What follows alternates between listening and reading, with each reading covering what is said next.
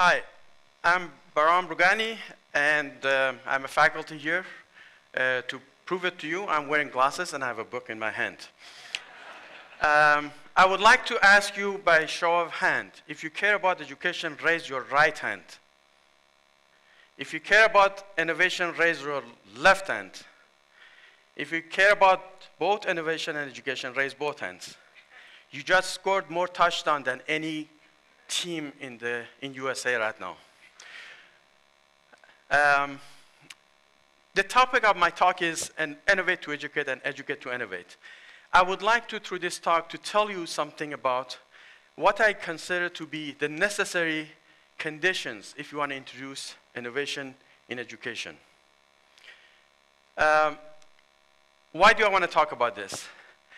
A few years ago, I was working through Genesee Intermediate School District with a group of teachers, a program called Math and Science Partnership, which was supported by Department of Education. And it was professional development and curriculum development. And one of the teachers was frustrated. She said that one of the students in middle school told her that he doesn't need to learn this math stuff because he doesn't know how he's going to use it in a few years when he's in jail. So that was the image that the kid had for himself. So if you look at that one, what is imagination?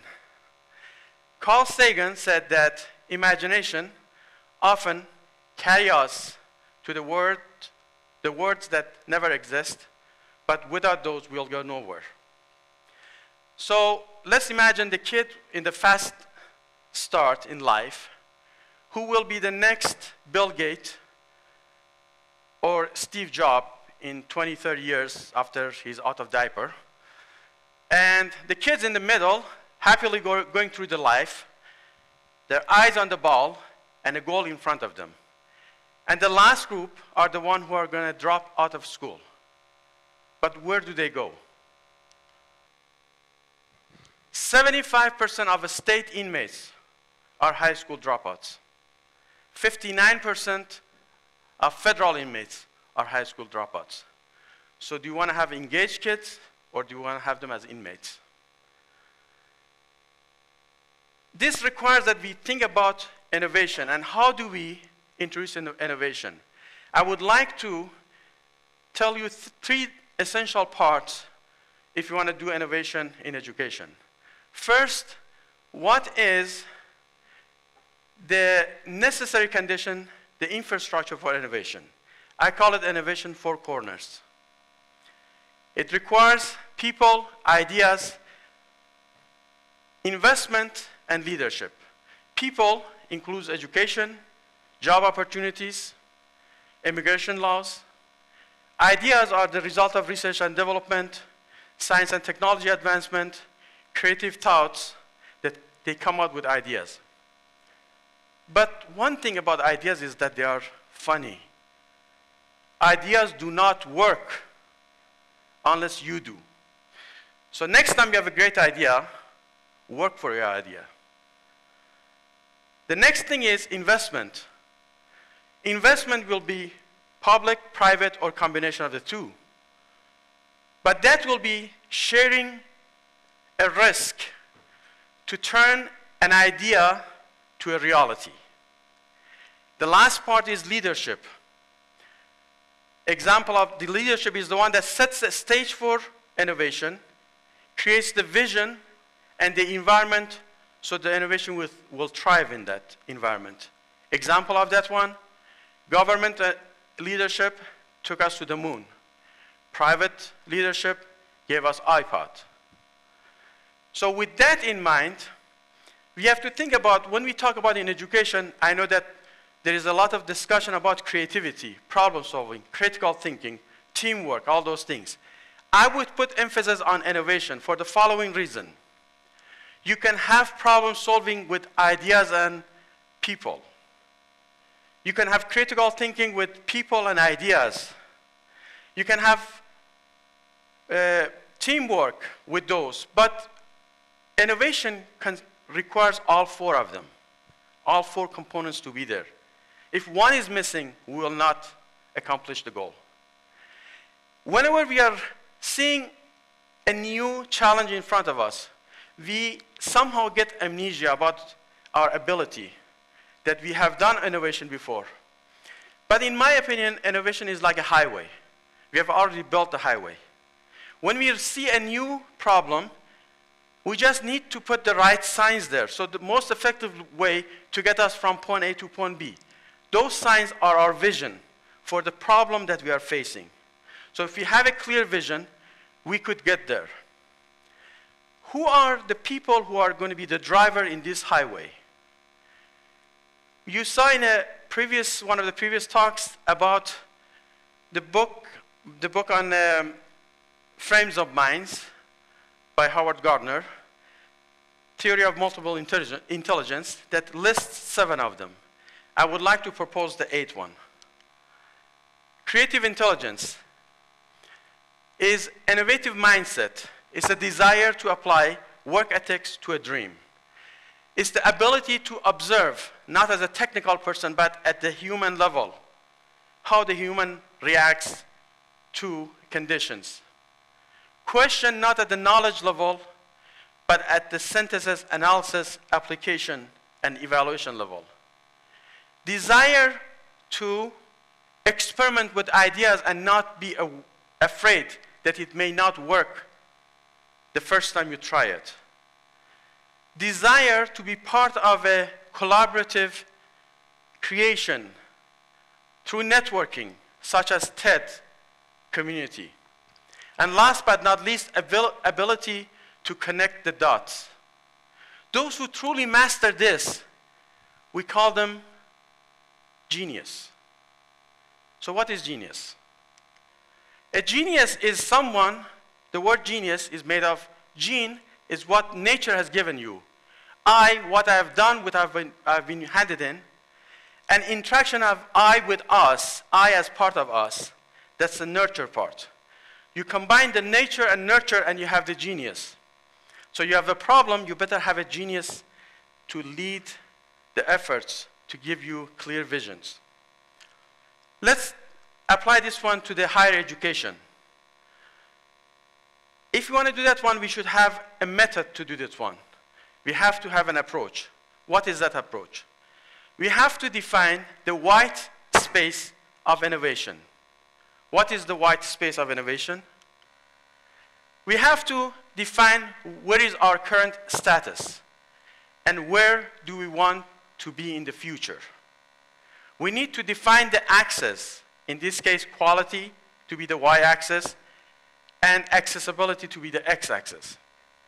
How we have got to this point in higher education in the US is this. We took the German model of education during the 19th century. By changes through that system, we made this one widely available to everyone. Before that, it was apprenticeship, it was mentorship, it was individual attention and labor that people learn through doing. Learning how to build a house, how to work in a farm. The current status consists of faculty, curriculum, pedagogy, and assessment. It has expanded its accessibility through online education, distance education.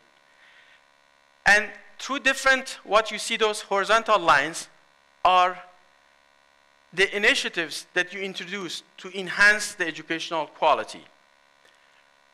As an example, writing across curriculum, introduced during the 1970s, is one of those cases that by introducing writing across curriculum, and then during the 1990s became more widely accepted, we have improved the quality of education. We could, for example, introduce entrepreneurship and innovation across curriculum that has started to try to install the mindset that whatever you do, you have to be innovative. You have to think about entrepreneurship, regardless of the degree that you are studying. We have to think about getting rid of discipline-intensive, specific knowledge, and looking at reality. Most of the problems are interdisciplinary, and bridging those interdisciplinary bridges, creating bridges between those areas of knowledge. So if you want to do, as an example, so why I have this one. This is, we could work with the printed materials. This is a book, one of the best books widely used in higher education. In every PhD program in physics, they use this book by Jackson, Electrodynamics by Jackson. The first edition came out in 1962. Second edition, 1975. Third edition, 1992. Single author, every edition comes every few years. We need to move from this to the open source ebook that we constantly we upgrade it, and we have links to applications in a real time. That's one of the tools we can enhance education. So if you want to do this one for K-12 education, what should we be doing? If you look at K-12 education, we have a current status. Here, everyone agrees on one point. The current status is not desirable. The quality is not as high as we want. I think the confusion is this one in solving the problem of K-12 education and public education. What is the other axis? The solutions that are there are single dimension, and this is a multi-dimension problem. They give the solutions, for example, they say we need more investment in education. Let's compare Japan with US. 3.3% of GDP of Japan goes to education, 5% in US. So is this only money?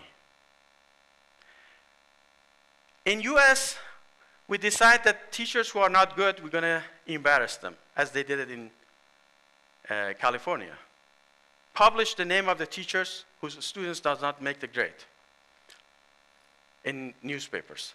In Japan, they go through extensive retraining for teachers, knowing that the teacher who is struggling at first has a much better understanding about the students who are struggling. They don't get rid of them, they retrain them. When we want to recruit teachers in Norway and in South Korea, they pick the top 10% of their high school graduating students to be teachers. In US, 47% of the teachers are from the bottom third of their high school graduates. So the problem is complex. Some are for union, some are against union. This is a problem that has multiple dimensions, and we cannot solve it with single dimension solutions. As once Charles Kettering said, a problem well stated is a problem half solved. And I believe that we have not stated the problem correctly. A problem like this is a case that we truly can say it takes a village. So as we look for the future, we should aim at solving this problem by focusing not on grown-ups, not on job security. Our focus point should be the kids who are there. We should spark interest in their mind. The reason that kid thought he's going to end up in jail because he couldn't have any imagination for his future. That's key. We have to create goals for those kids. So as Carl Sagan said, imagination often carries us to the worlds that never were, but without it, we'll go nowhere. So we need to create that one, that imagination for the kids, hope for the future, so they don't drop out of school. We need to solve this one like the physicists who are looking for superstring theory is described in 11 dimensions, a dimension of time and 11 dimensions of space. This is almost like that in social context. We have dimension of time, and we have many dimensions in a space, in social space. We have to consider all of those together if you want to come out with a solution. At the end, a problem well stated is a problem half solved. Thanks.